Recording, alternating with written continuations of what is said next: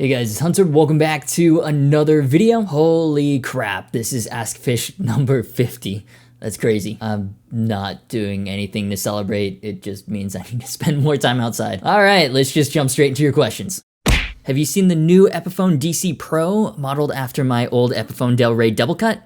This thing is sick. Yeah, you guys know me really well. New Epiphone, I'm all over it. Pretty much as soon as it was announced, I got roughly 1.8 billion messages about it. But for anyone out of the loop, here's what all the hype is about. As the name suggests, the DC Pro is Epiphone's brand new double cut model, and even though I'm normally on the side of 2 is double the number of necessary cuts, even I have to admit this thing looks pretty damn fun. So for specs, mahogany body, set mahogany neck, and a Pal Ferro fingerboard with 24 medium jumbo frets. On top of the body is a AAA Flames Maple veneer, and it comes in 5 different finishes: black cherry, faded cherry burst, Mojave fade, and my 2 favorites, Midnight Ebony and Wild Ivy. Wild Ivy looks crazy nice. In terms of looks, it's basically a double cut version of the Slash Anaconda Burst Les Paul that I demoed a while back. The inlays are pretty interesting as well. They're pearloid blocks, but up to the 9th fret, they also have integrated abalone triangles. Not a huge abalone person, but it's interesting. Gotta love the giant headstock with the floral design though. For electronics, never been a Pro Bucker fan, but they can be coil tapped, and it's got a treble bleed circuit so you don't lose clarity when you roll down the volume. You can also reverse the phase. Cool. I'm a very unversatile guitarist, but for you more creative people out there, it sounds like there's a ton of tonal options to play with. Now the Del Rey that was mentioned, that was a guitar produced by Epiphone in like the mid to late 90s, and it looks pretty similar, but there are differences. I can't speak for the OBL pickups because I've not tried them, but at least aesthetically, I'm liking the new double cut a lot more. The big headstock, the floral design, the partial abalone inlays, higher quality veneers, the Wild Ivy finish. I also like the pickup selector location more on the new DC Pro. It's where you'd find it on like a Les Paul rather than an SG, and that's just my preference. Anyways, I've already asked Epiphone for one. They're gonna try to get me one when it starts shipping sometime around NAMM. You can let me know what you think of it in the comments, but yeah, I'm not gonna put a poll up because you're getting a demo whether you like it or not.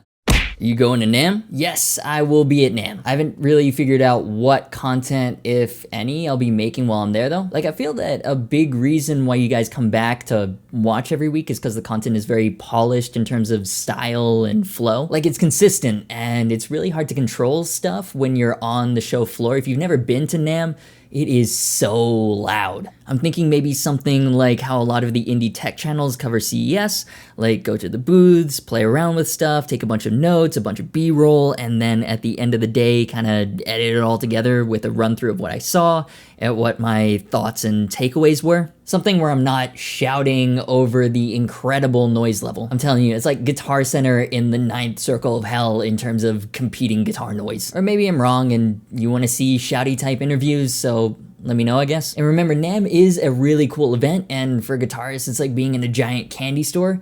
But at the end of the day, it is a business trade show. A big part of why I'm there is to talk to people in person, introduce myself, and see what kind of cool videos we can set up for after the show. Another really cool thing is that after a year of absence, Gibson is actually back at the NAMM show this year. And they're hosting a series of panel discussions, and I'll be on their social media influencer one, I forgot what the title is. I don't really have specifics on what we're gonna be talking about either. I guess we'll discuss the Firebird Zero or something, I don't know. But yeah, I'll be there, and I'm looking forward to seeing a lot of your faces. Before we get into the last question, quick reminder, I'm doing a giveaway for a free guitar. It's a 10S GF Relic that I reviewed a few days ago, and all you need to do is be subscribed to the channel and follow me on Instagram.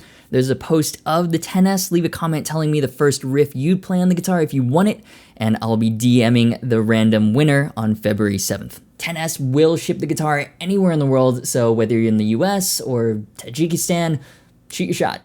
What about the other new Ibanez models, like the Polyphia or Chon signature guitars? More Ibanez. To be fair, while I'm not the biggest Ibanez guy, like not even close, even I have to admit that Ibanez is killing it this year. They've pretty much shown their entire hand before NAMM, and it's something like 40 new guitars. So last time out, we talked about the Axion label series, or as it was pointed out, they're probably pronounced Action.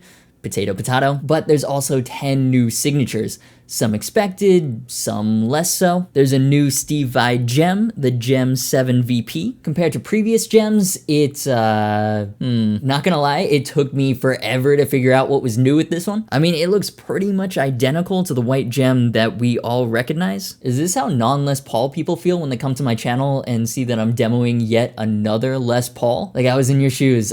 I can relate now. Like, I was like, what the fuck is the difference with this one? Is it like that the P has an ebony fingerboard and the other has a rosewood fingerboard? Is that it? Well, I got it in the end. This one is produced in Indonesia, and so it's a heck of a lot cheaper. I am so qualified to talk about Ibanez. Moving on, there's a new Jake Bowen model, a white hardtailed 6-string version of the one that I demoed. Yeah, the one that was a total lemon. I feel like I should make a follow-up video or something on that guitar. At the time, I knew there was something really wrong with it. I just didn't know what, so I wasn't able to point to the actual issue.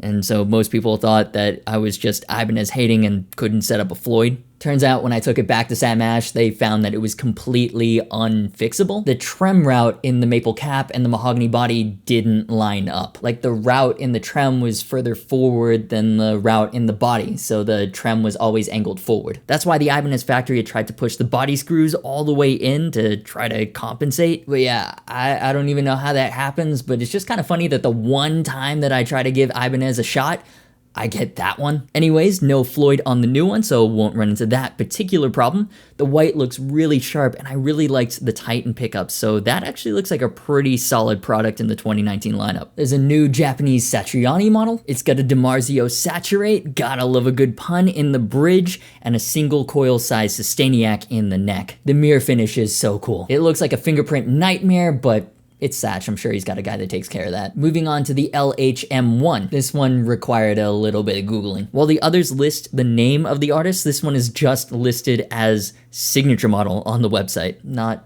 particularly helpful. Turns out it's for Luke Hoskin of Protest the Hero.